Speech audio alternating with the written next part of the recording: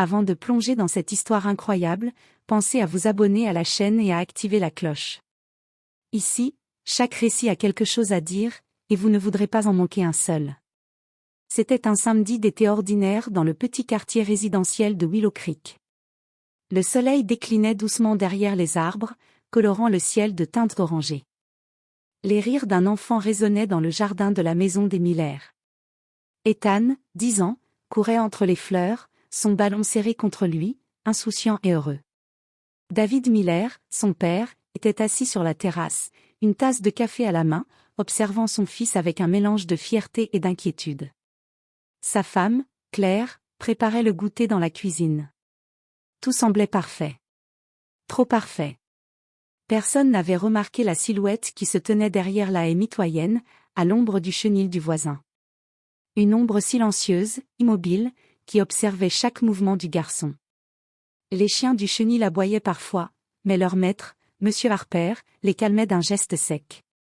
Ce détail, anodin pour les autres, avait toujours troublé David, même s'il ne l'avait jamais dit à personne. Quand Claire appela Ethan pour le goûter, le garçon ne répondit pas. Le silence s'installa, d'abord quelques secondes, puis la panique monta rapidement. David se leva d'un bond, parcourut le jardin et appela son fils à plein poumon. « Ethan! Où es-tu » ? Rien. Pas un bruit. Même les chiens du chenil semblaient retenir leur souffle. David sentit son cœur s'arrêter. Il courut jusqu'au chenil du voisin, frappa à la porte, cria, mais M. Harper ne semblait pas étonné. Les autres voisins sortirent de leur maison, alertés par les cris, et bientôt, la police arriva. Mais malgré les recherches, les appels à l'aide, et les inspecteurs fouillant chaque mètre carré du quartier, Ethan avait disparu comme s'il s'était évaporé dans l'air. 8 ans passèrent. 8 longues années où chaque nuit, David rêvait du visage souriant de son fils. Il rêvait du ballon qui roulait dans l'herbe, du rire qui résonnait, et de cette silhouette mystérieuse derrière la haie. Chaque nuit, il se réveillait en sursaut, convaincu qu'Ethan l'appelait. Et puis, un soir, la mémoire d'un détail longtemps ignoré refit surface, le chenil du voisin. Ce lieu qui avait toujours semblé étrange, ses aboiements nocturnes. Peut-être, pensa David, que ce que tous ignoraient se cachait juste là, sous la terre, attendant d'être découvert. Son obsession prit forme. Il savait qu'il ne pourrait jamais abandonner. Peu importaient les années, les soupçons, la fatigue et la peur. Ethan était quelque part, et David était déterminé à le retrouver, coûte que coûte. Le sol du chenil allait bientôt révéler un secret que personne n'aurait imaginé. 8 ans avaient passé, et David Miller n'était plus le même homme. Ses épaules, autrefois droites et confiantes, s'étaient affaissées sous le poids de l'inquiétude et de la culpabilité. Ses cheveux avaient viré au gris, et ses yeux, autrefois vifs, portaient maintenant une fatigue permanente, teintée d'une obsession silencieuse, retrouver Ethan, son fils disparu.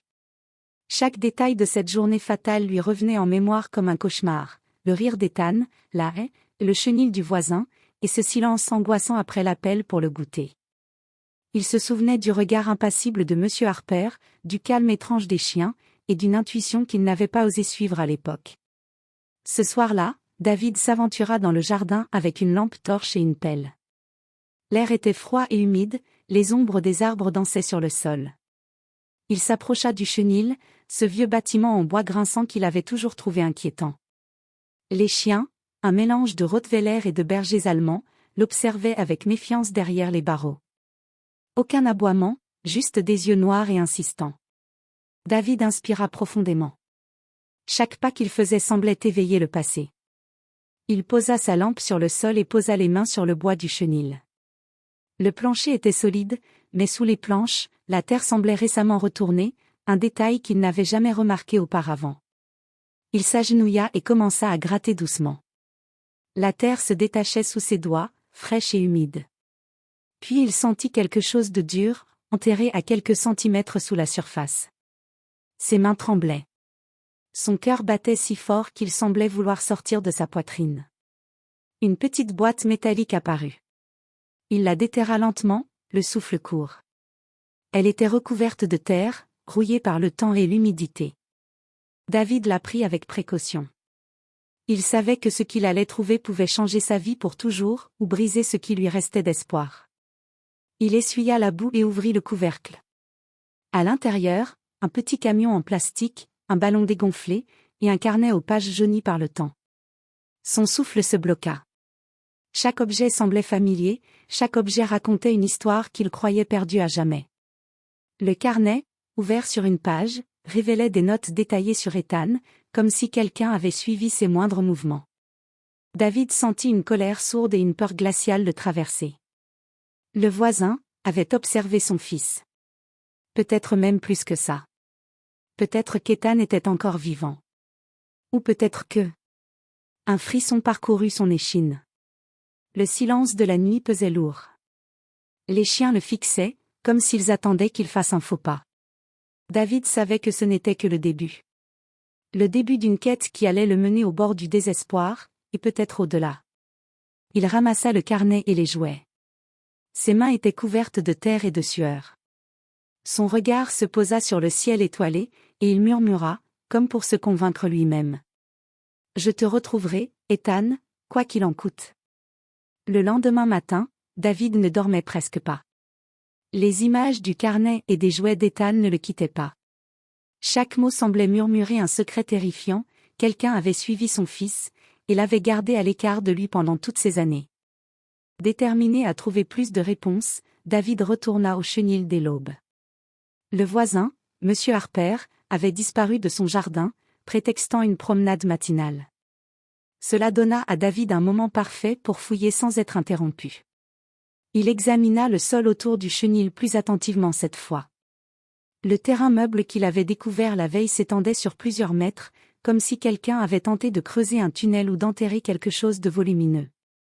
Le cœur battant, il commença à creuser méthodiquement, pelleté après pelleté, sentant ses mains et ses bras se raidir sous l'effort. Après plusieurs minutes, sa pelle heurta quelque chose de dur. Il s'agenouilla et gratta la terre avec ses mains, révélant un vieux coffret en bois, lourd et scellé. Il inspira profondément et le souleva. Ses muscles hurlaient sous le poids, mais il savait que ce qu'il tenait pouvait contenir la vérité sur la disparition d'Ethan. Il ouvrit le coffret lentement, comme si chaque seconde pouvait changer le cours de sa vie. À l'intérieur, il trouva des jouets d'enfants, décolorés par le temps, semblables à ceux qu'Ethan aimait. Des photos d'Ethan prises à différents moments, toutes volées, notées et cataloguées avec des dates précises. Et un carnet plus petit, avec des lettres et des mots écrits à la main, détaillant les habitudes, les routines et même les jeux préférés du garçon. David sentit son estomac se nouer. Chaque page ressemblait à une confession silencieuse de M. Harper, ou pire, à un plan soigneusement élaboré. Il réalisa avec horreur que le voisin avait non seulement suivi Ethan, mais avait peut-être continué à le surveiller pendant toutes ces années. Alors qu'il examinait les pages, un bruit attira son attention. Un léger grattement venant de l'ombre du chenil. Les chiens étaient silencieux, étrangement immobiles. David retint son souffle et s'avança. Le sol sous le coffret semblait légèrement instable. Comme si quelque chose, ou quelqu'un, avait été déplacé récemment. Une idée terrifiante lui traversa l'esprit, et si Ethan avait été enterré vivant quelque part sous le chenil, ou dans un tunnel caché? Le frisson de la peur et de l'adrénaline le parcourut de la tête aux pieds.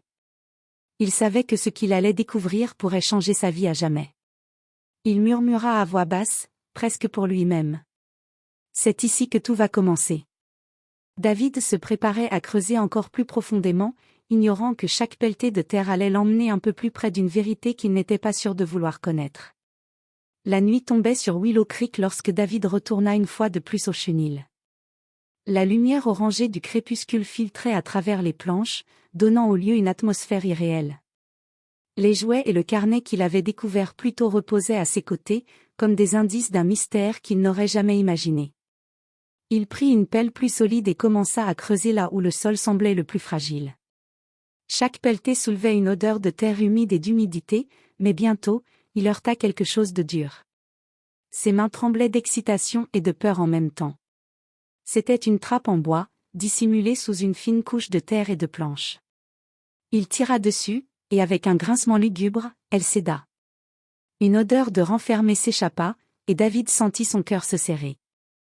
Une obscurité totale s'étendait sous le chenil, profonde et silencieuse.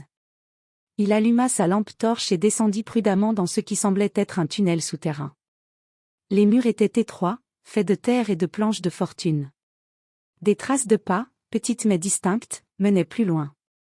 Chaque pas qu'il faisait résonnait comme un écho dans un tombeau. Puis, il vit quelque chose qui le figea. Dans un coin, partiellement caché par de vieux cartons, se trouvait un sac d'école.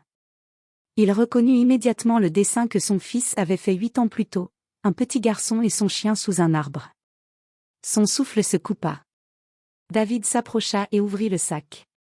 À l'intérieur, des vêtements d'enfant, des dessins, des jouets, tout appartenant à Ethan.